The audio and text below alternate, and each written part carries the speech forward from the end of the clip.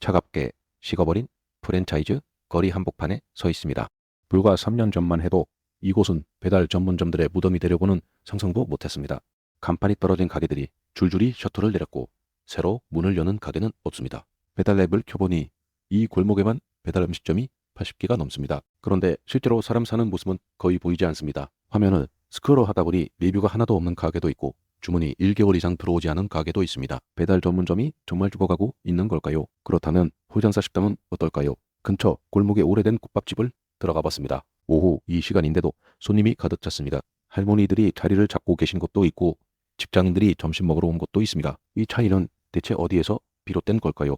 오늘 영상에서는 배달 전문점과 홀장사 식당이 살아남기 위해 감당해야 하는 경제적 무게를 정확히 계산해 보겠습니다. 첫 번째는 초기 자본이 얼마나 필요한지입니다. 두 번째는 매달 들어가는 고정비가 정말로 다른지입니다. 세 번째는 수수료 구조가 얼마나 수익을 갖아먹는지입니다.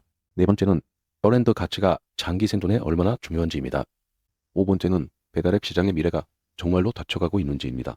이 5가지 질문의 답을 찾아가면서 누가 더 오래 살아남을 수 있을지 판단해 보겠습니다. 배달 전문점의 창업자본부터 살펴봅시다. 평균적으로 보증금이 5천만 원에서 1억 원 사이이고 월세는 200만 원에서 300만 원입니다.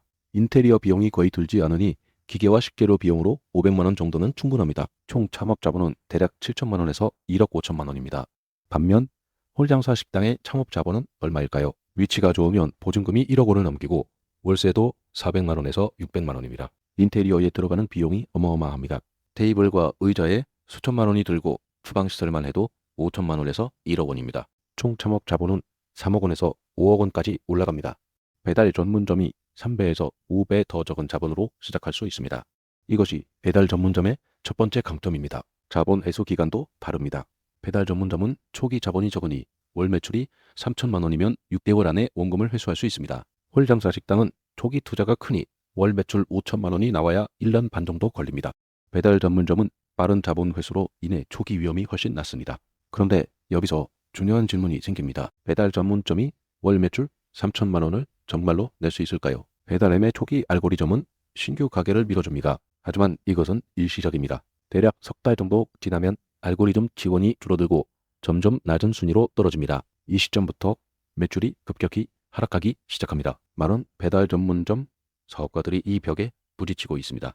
반면 홀장사 식당은 단골을 확보하면 안정적인 매출을 유지할 수 있습니다. 할머니가 40년을 같은 국밥집에 간다는 것은 단순 음식 때문만이 아닙니다. 거기에 담긴 추억과 신뢰가 있기 때문입니다. 배달 전문점에는 이런 감정적 결합이 없습니다. 손님은 단지 저렴하고 빠른 음식을 찾을 뿐입니다. 다음으로 수익성을 따져봅시다. 배달 전문점의 평균 마진율은 30%에서 40%입니다. 하지만 배달앱 수수료가 문제입니다. 배달 수수료는 10%에서 15%이고 여기에 결제 수수료가 2%에서 3% 추가됩니다. 실제 마진은 20%를 넘기기 어렵습니다. 홀장사 식당은 이런 배달 수수료가 없습니다. 음식값의 100%가 자신의 수익이 됩니다. 마진율이 30%라면 배달 전문점의 1.5배입니다. 같은 매출을 내도 순이익은 엄청난 차이가 납니다. 배달 전문점이 월 매출 5천만 원을 낸다고 가정하면 수수료로 800만 원이 빠져나갑니다. 홀장사 식당은 수수료가 없으니 같은 매출에서 더 많은 돈을 남길 수 있습니다. 배달앱의 수수료 인상 움직임도 주목해야 합니다. 이미 일부 지역에서는 수수료가 20%를 넘겼습니다. 수수료가 올라가면 배달 전문점의 수익성은 더욱 악화됩니다. 지금 배달앱 시장에서 벌어지는 일은 무엇일까요? 신규 가게 폭증으로 인한 포화입니다. 배달앱은 더 많은 가게를 유치해야 광고료를 많이 받을 수 있습니다. 그러니 신규 가게에 높은 노출을 줍니다. 하지만 한계가 있습니다. 손님 수는 정해져 있는데 가게는 계속 늘어납니다. 경쟁이 심해지면서 낮은 가격대의 음식만 살아남습니다. 가격 덤핑 전쟁이 벌어지면서 마진율은 더 떨어집니다. 이것은 악순환입니다. 배달 전문점이 살아남기 위해 할 수 있는 것은 무엇일까요? 프랜차이즈에 들어가거나 SNS 마케팅에 집중하거나 아니면 오프라인 홀을 추가하는 것입니다. 하지만 이 모든 방법은 추가 자본과 노력을 요구합니다. 홀장사 식당은 이미 오프라인이 있으니 배달 서비스를 추가하기만 하면 됩니다. 실제로 많은 성공한 홀장사 식당들이 배달을 병행하면서 2개의 수익원을 확보했습니다. 최종 판단을 내려봅시다. 중기적으로 3년에서 5년 사이에는 배달 전문점이 생존에 유리합니다. 낮은 진입 장벽과 빠른 자본 회수가 초기 위험을 크게 줄여주기 때문입니다. 하지만 장기적으로 5년 이상을 본다면 홀장사 식당이 생존할 가능성이 훨씬 높습니다.